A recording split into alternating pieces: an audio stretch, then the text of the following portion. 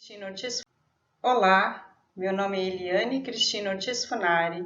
Eu sou aluna do programa de doutorado do programa de pós-graduação em História Social da Universidade de São Paulo. O trabalho que eu trago para vocês, que eu apresento hoje, ele tem como título Depois da Reza, o Samba, o cotidiano cantado nas chulas do Recôncavo Baiano. E eu trago como destaque uma homenagem à mestra sambadeira Dona Joanice Fernandes da Silva Santos, que foi a criadora e presidenta do grupo de samba de roda Raízes de Acupe e também a organizadora do Festival de Samba de Roda de Acupe, que acontece anualmente no mês de julho. A proposta dessa apresentação é trazer o samba chula ou samba de roda como uma atividade festiva, musical e performática que traduz comportamentos e formas de estar no mundo das populações que compõem o Recôncavo Baiano e que mobiliza coletivamente pessoas e grupos de diferentes distritos e localidades da região. Pensar essa congregação promovida pelo samba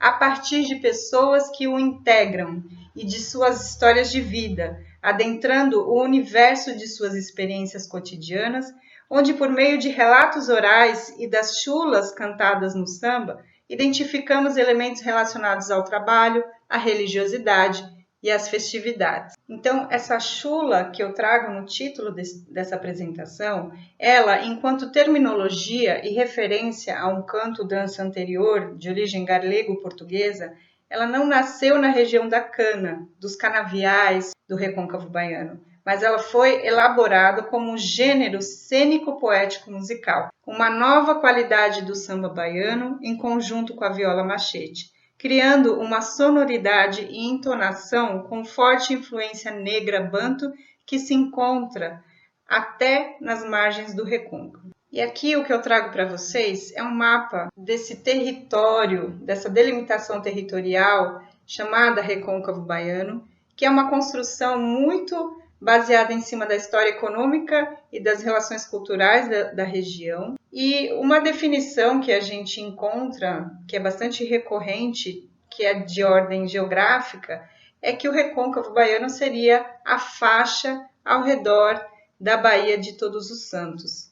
E vocês veem uma faixa, uma região interiorana, aqui apresentada no mapa, com vários distritos, vários municípios. E da outra ponta à direita vocês veem a capital, a cidade de Salvador, a capital da Bahia. E essa conexão entre o Recôncavo e a cidade de Salvador, historicamente ela vai ser muito importante, principalmente para a história econômica, porque ela vai viabilizar relações comerciais via mar, nessa conexão entre o que é produzido no Recôncavo Baiano e que é vendido em Salvador. Aqui, alguns aspectos da história da ocupação dessa região, para a gente entender um pouco mais como ela está relacionada com o mundo do samba de roda.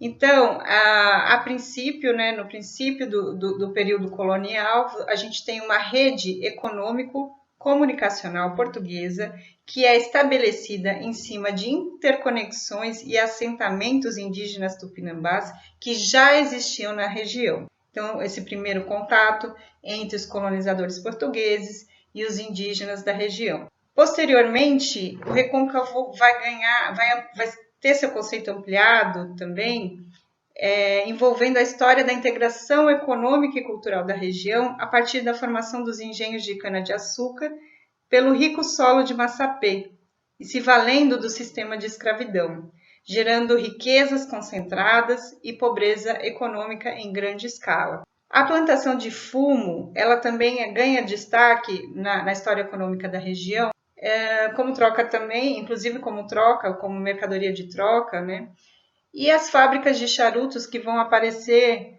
em meados do século XIX, e onde a plantação de fumo ela vai utilizar a mão de obra masculina, e enquanto as fábricas de charuto ela vai empregar uma mão de obra feminina e às vezes até infantil. A pesca e a mariscagem também entram como atividades econômicas da região, tanto comercial quanto de subsistência, assim como a produção de mandioca, de farinha de mandioca, Muito também para consumo da população ali das localidades do Recôncavo.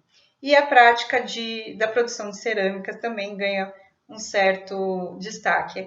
E aqui eu trago uma citação de Brandão, que diz que é possível identificarmos o recôncavo canavieiro, o recôncavo fumageiro, o recôncavo mandioqueiro da subsistência, o recôncavo da pesca e o recôncavo ceramista. Esses pequenos recôncavos revelam a diversidade, a não uniformidade do recôncavo. Ao mesmo tempo, possibilita-nos pensar o recôncavo como um grande conjunto composto de porções diferenciadas que, apesar de se integrarem, dão-lhe um caráter multifacetado. Aqui eu vou trazer para vocês um exemplo de um grupo de samba de roda para a gente adentrar um pouco nessas histórias de vida, como a gente propôs no começo da apresentação. É o grupo de samba de roda Suerdic, criado pela sambadeira, pela sambarista Dona Dalva Damiana, nascida em 1927 em Cachoeira, doutora honoris causa pela Universidade Federal do Recôncavo Baiano, integrante da Irmandade de Nossa Senhora da Boa Morte. Vocês veem no centro da imagem um panfleto, uma propaganda da revista O Cruzeiro, de 1938, da Suerdic. A Suerdic seria uma fábrica de charutos que se instala na região do Recôncavo, onde Dona Dalva Damiana trabalha como operária. Ela faz referência ao nome dessa fábrica quando ela cria o grupo de samba de roda dela, colocando o nome da fábrica no nome do grupo.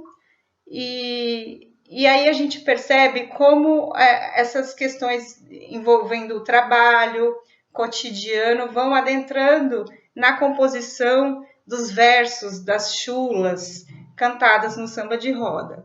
Eu trouxe aqui uma chula composta por Dona Dalva Damiana, que ela dá explicação, né, sobre a criação dessa chula, que ela diz que teve um dia que ela estava na fábrica trabalhando e uma colega de trabalho lhe ofereceu jiló para comer e ela não quis aceitar porque ela se sentiu mal por ter deixado seus filhos em casa sem comida, porque aí aqui a gente vê, desvela-se, né, uma situação econômica de muita privação dessas pessoas e que é traduzida e que é ressignificada na forma de samba, de criação de chulas. Então, ela cria essa chula do Giló, que diz: venha cá como quiser, ô Giló, Giló, ô Giló, como quiser, venha cá, ô Giló, Giló, ô Giló, eu plantei Giló, não pegou, a chuva caiu, rebentou, cortei miudinho, botei na panela, pensei que é Giló, não é Giló, é berinjela, ai Giló. E assim vai, a música criada por ocasião desse acontecimento na vida dela. Então, ainda continuando com o tema das chulas, né, da criação das chulas, elas entoam desafios entre sambadores ou entre o sambador e a sambadeira, lamentos, encantos, burlas, né, sotaques que eles chamam de sotaques, são indiretas, né, que uma pessoa canta para outra, religiosidade, as paisagens do Recôncavo, histórias de amor e de trabalho. Então aqui eu trago a imagem de Mestre João do Boi e uma chula por ele cantada, que está registrada na cartilha do Samba Chula, que diz: papai me chama, minha mãe me dá um grito, papai me chama, minha mãe me dá um grito, menino saia da paia da cana, vá vender seu pirulito, enfiado no palito é pirulito, enrolado no papel pirulito é. Então, o que a gente tem aqui? Segundo Dona Zélia do Prato, que é outra mestra sambadora da região ali de São Brás, é o pai e a mãe de uma criança que diz que o canavial não dá futuro, então saia da palha da cana e vá vender seu pirulito. Então, novamente, relações de trabalho, novamente menções ao canavial aparecem nas chulas cantadas pelos mestres e pelas mestras. Passamos, então, a abordar alguns elementos da religiosidade que a gente vê presente no samba. Aqui vocês têm uma imagem de um caruru de Cosme Damião. E eu vou falar um pouco da ocasião da reza como mote, né, para desenvolvimento do samba também. Esse caruru é um evento de devoção ao santo católico, São Cosme e São Damião, que é oferecido junto com essa comida, né? Que o caruru, além de ser o evento, ele é a comida também que é oferecida às crianças. E eu trago mais um depoimento da dona Dalva Damiana, em que ela diz: onde eu via samba, na casa dos outros. Quer dizer, quando eu ia rezar São Cosme, Santo Antônio, aí minha avó me levava para as rezas e quando terminava, aí tinha aquelas coisinhas, tinha o samba. Então, para a gente tratar um pouco da ocasião, né, de quando acontecia o samba. Embora a reza ela não seja um requisito para o samba de roda acontecer, ela é muito citada nos depoimentos dos sambadores e das sambadeiras, se apresentando como um evento recorrente na memória de seus praticantes mais antigos quando se trata de falar sobre o samba de roda. Eu trago aqui uma conclusão a respeito, né, desses entrelaçamentos entre o samba, entre o batuque, entre a comida e a religiosidade, que diz o seguinte: o empreendimento da escravidão atlântica coloca em contato uma gama de saberes e fazeres africanos tão diversa quanto as origens das pessoas que foram trazidas para o recôncavo baiano, na condição de escravizados.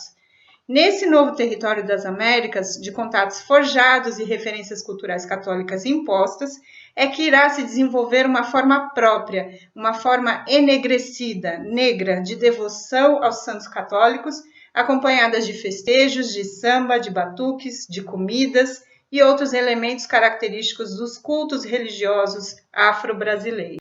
Aqui uma série de depoimentos que, por questão de tempo, eu só vou conseguir ler um. Eu vou selecionar o depoimento de Dona Chica do Pandeiro, de Feira de Santana, em que ela diz: eu aprendi com meu pai porque meu pai era sambador, minha avó era rezadeira e sambadeira. No lugar que meu pai ia cantar, tocar o samba, a gente acompanhava.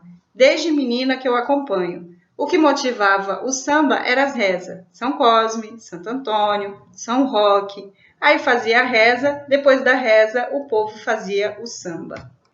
Nos anos 2000, a gente vai vivenciar um processo de patrimonialização do samba de roda. E o advento dessa patrimonialização traz consigo uma força institucional que tende a convencionar o uso do nome samba de roda do recôncavo baiano. No entanto, é importante frisar que debaixo desse manto chamado samba de roda, há uma diversidade de estilos, de melodias, de ritmos, de nomes, de normativas envolvendo o canto e a dança, que é tão diversa quanto as experiências dos sambadores e das sambadeiras.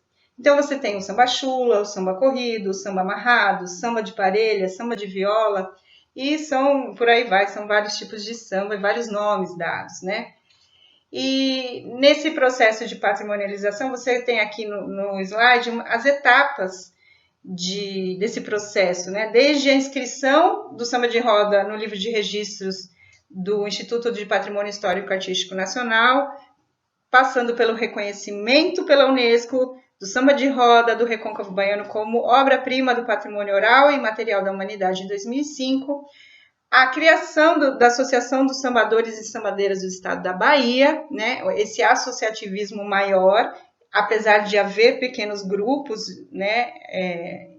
Mesmo com essa associação maior, você tem uma diversidade de grupos que têm suas próprias casas do samba. E a SEBA, ela entra como uma política pública de salvaguarda do samba de roda. Com essa patrimonialização, com essa associação de sambadores e sambadeiras do Estado da Bahia, o Recôncavo vivencia também a criação de novos grupos de samba, e eu trago aqui o grupo de samba de roda Raízes de Acupe, criado em 2006, nessa foto, onde vocês têm a imagem novamente de Dona Joanice, a presidenta do grupo, que era a mesma sambadeira que foi apresentada no primeiro slide dessa apresentação. E eu finalizo, então, com essa imagem dos sambadores e das sambadeiras de Acupe. Aqui vocês têm algumas referências bibliográficas utilizadas para a elaboração deste trabalho. E aqui vocês têm os meus agradecimentos, meu nome, meu contato, caso queiram trocar ideias, intercambiar ideias.